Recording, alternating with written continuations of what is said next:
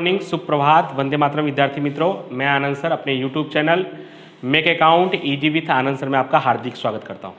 दोस्तों, अकाउंट हम पहले ही पूरा कर चुके हैं और स्टेट में भी हम पार्ट 2, 3 और 4 पूरा कर चुके हैं। पार्ट 1 सूचकांक वो हमने शुरू किया है और पिछले 2 वीडियो के माध्यम से सबसे पहले वीडियो में हमने सूचकांक का अर्थ, आधार वर्ष का अर्थ, चालू वर्ष का अर्थ, आधार वर्ष के चयन की 2 विधि और 2 सूत्रों को हमने सीखा था, अचल आधार की विधि से सूचकांक और परम्परित आधार की विधि से सूचकांक। और उन 2 सूत्रों की सहायता से पहले ही वीडियो में हमने स्वाध्याय 1.1 पूरा कर लिया था। कोविड-19 की वजह से जो 30% सिलेबस कम हुआ है उसके अनुसार हमें स्वाध्याय 1.2 नहीं करना है। स्वाध्याय 1.3 और 1.4 के लिए मैंने लास्ट वीडियो में आपको सूत्र लिखवाए थे, 5 सूत्र थे, जिसमें लास्पियर, पाश्चे और फिशर, इन तीनों का सूत्र लिखवाया था मैंने आपको। उसके अलावा जीवन निर्वाह का सूचकांक बोला हो या पारिवारिक बजट की विधि से सूचकांक बोला हो, भारित सामूहिक विधि से सूचकांक बोला हो या सामान्य सूचकांक का हो, उन सबका एक कॉमन सूत्र I बराबर sigma I W upon sigma W वो लिखवाया था, जहां पर I का मतलब होता है मूल्यानुपात प्रतिशत, जिसे हम I कहेंगे, या सूचकांक को भी हम I कह सकते हैं। अगर दिया होगा तो बहुत अच्छी बात है, अगर नहीं दिया होगा तो उसको निकालने का मैंने तरीका बताया था, P1 अपॉन P0 इंटू 100। उसी तरह से W यानी होता है भार या महत्व, वो भी अगर दिया हो तो ठीक है, अगर नहीं दिया हो तो उसके लिए भी मैंने सूत्र लिखवाया था, W बराबर P0 इंटू Q0।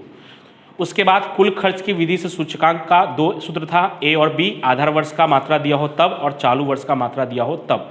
तो आधार वर्ष का जब मात्रा दिया हो तब कुल खर्च की विधि से जो सूचकांक है I, वो I बराबर IL, यानी जो IL का सूचकांक है वही लगेगा, उसका ही सूत्र आपका उपयोग आप कर सकते हो। उसी तरह से अगर चालू वर्ष का मात्रा दिया होगा तो I बराबर कुल खर्च की विधि से I बराबर IP, यानी IP के सूचकांक का जो सूत्र है वही सूत्र चालू वर्ष का अगर मात्रा दिया होगा तो कुल खर्च की विधि से सूचकांक में वही सूत्र का आपको उपयोग करना होगा। तो चलिए आज हम लोग शुरू करने वाले हैं स्वाध्याय 1.3, पेज नंबर 29। कोशिश करूंगा कि आपके स्क्रीन पर दिखाई दे। Page number 29, question number 1। Yes, आप देख सकते हैं, एक इलेक्ट्रॉनिक्स वस्तु के उत्पादन में उपयोगी 6 भिन्न भिन्न वस्तु विषयक सूचना निम्नानुसार है, उस पर से सूचकांक की गणना करके उसका अर्थघटन कीजिए। सूचकांक की गणना करना है और साथ ही साथ अर्थघटन करना है। अर्थघटन का मतलब ये होता है दोस्तों कि चालू वर्ष के सूचकांक में गत वर्ष या पिछले वर्ष की तुलना में, आधार वर्ष की तुलना में कितना प्रतिशत परिवर्तन हुआ है। तो आपको बस ध्यान इतना रखना है कि अगर 100 से जितनी भी वृद्धि हुई होगी, यानी मान लीजिए कि अगर हम सूचकांक ज्ञात करते समय हमारा सूचकांक I बराबर आता है 115, तो आपको लिख देना है कि चालू वर्ष के सूचकांक में 15% की वृद्धि हुई है। 114 आता है तो 14% की वृद्धि हुई है। 105 आता है तो 105% की वृद्धि हुई है। 106.82 आता है तो 6.82% की वृद्धि हुई है। यानी 100 से जितना भी अधिक होगा उतने प्रतिशत की वृद्धि हुई है, और ठीक उल्टा 100 से जितना कम होगा उतने प्रतिशत की कमी हुई है। जैसे मान लीजिए 96 आ गया तो 4% की कमी, चालू वर्ष के सूचकांक में 4% की कमी हुई है, तो उसे हम कहेंगे अर्थघटन। ठीक है, तो पहले सवाल में क्या क्या दिया हुआ है? तो पहले सवाल में आपको वस्तु दिया है A B C D E F, उसके बाद भार यानी डायरेक्ट W दे दिया है आपको, मूल्य सापेक्ष प्रतिशत यानी I भी आपको डायरेक्ट दिया हुआ है। तो ये सवाल आपको बोर्ड के एग्जाम में या किसी भी एग्जाम में 2 या 3 मार्क्स के लिए पूछा जा सकता है। तो वस्तु,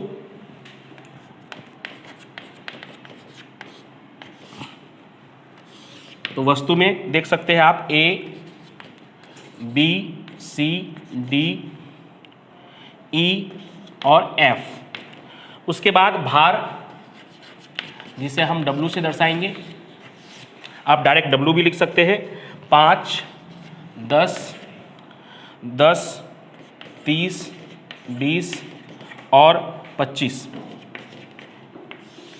उसके बाद मूल्यानुपात प्रतिशत दिया है, उसे आपको I कहना है, और फिर I और W का गुना करेंगे तो क्या कहलाएगा? IW। तो I में दिया हुआ है 290, 315, 280, 300, 315, 320।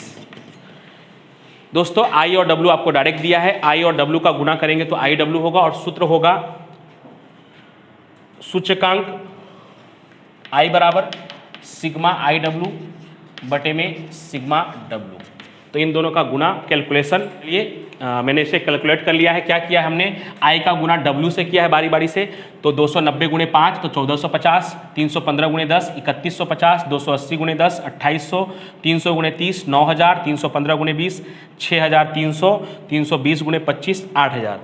वहाँ पे सूत्र में क्या लिखा है, सिग्मा आई डब्ल्यू बटे में सिग्मा डब्ल्यू, यानी इन सब का योग 30,700 लिख देंगे हम यहाँ पे।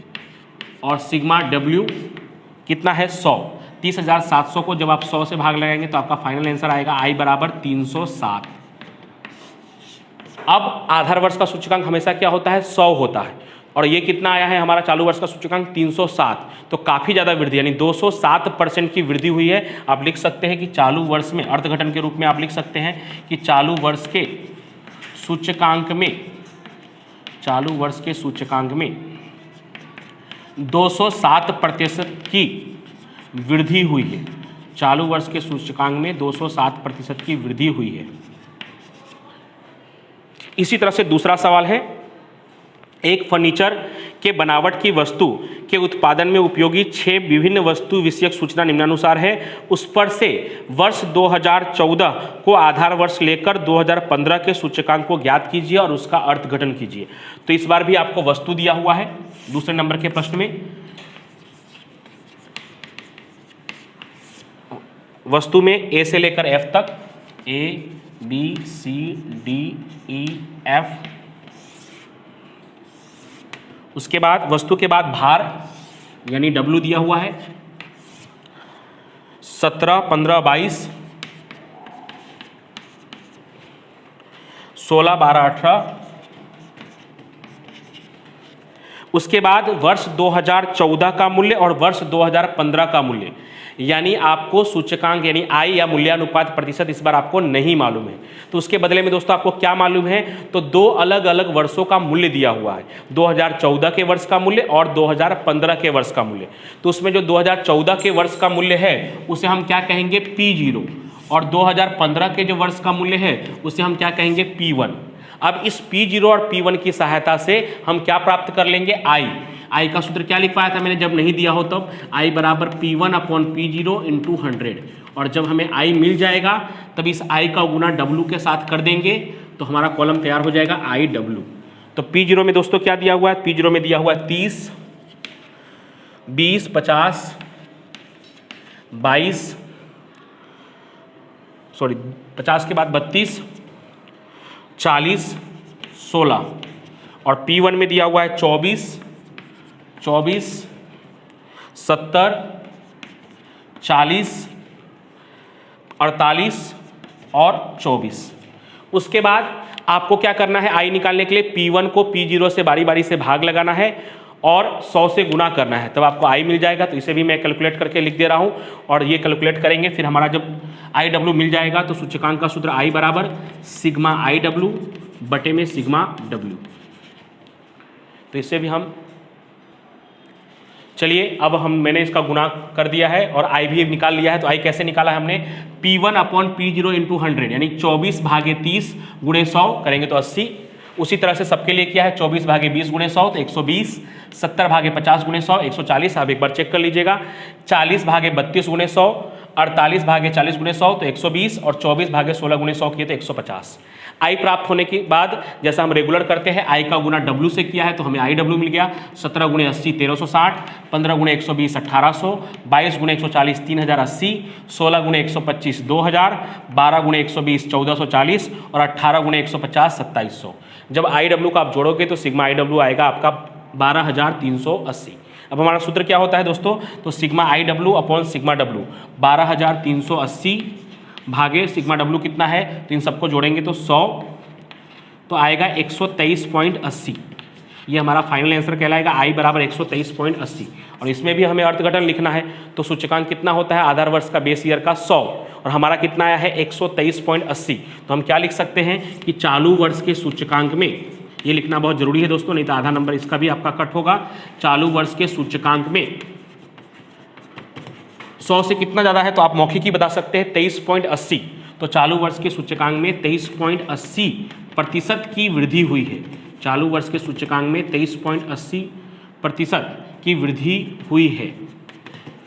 तो ये हमने एक तरह से सामान्य सूचकांक जो हमने अलग अलग सूत्र सीखा है उसमें से सामान्य सूचकांक कैसे ज्ञात करते हैं, आपके स्क्रीन पर जो आपको दिखाई दे रहा है स्वाध्याय 1.3 का हमने पहला और दूसरा ये 2 सवाल सीख लिया है। इसकी तरह ही आप होमवर्क के रूप में स्वाध्याय में सेक्शन डी में 12वां सवाल, आप ध्यान से सुनिए, स्वाध्याय में सेक्शन डी में 12वां सवाल और सेक्शन ई में 5वां सवाल, सेक्शन डी में 12वां सवाल और सेक्शन ई में 5वां सवाल आप होमवर्क के रूप में कर सकते हैं, जो सेम टू सेम इसकी तरह ही है। फिर अगले वीडियो में हम लास्ट ईयर पाश्चर फिशर, जो 5 नंबर का महत्वपूर्ण क्वेश्चन है लास्ट ईयर पाश्चर फिशर, उसके सूचकांक को सीखेंगे। साथ ही साथ पिछले वीडियो में मैंने जो अलग अलग सूत्र आपको सिखाया है उसको आप जरूर नोट कर लीजिएगा, फिर से वो वीडियो को देख लीजिएगा और सूत्र को अच्छी तरह से याद कर लीजिएगा।